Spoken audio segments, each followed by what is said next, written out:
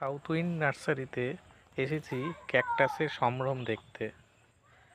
শরৎবাবু, একটু বলুন এই কোন ক্যাকটাসটার কি নাম? জেব্রা। একটু ভালো করে দেখান। এটা একটু আছে আলোতে জেব্রা নিন। ছোট, হুম হুম। বড়টাও পেয়ে যাবেন। এটা আছে বড়।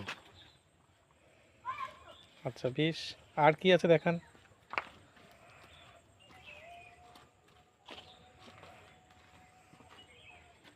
স্যাকুলার।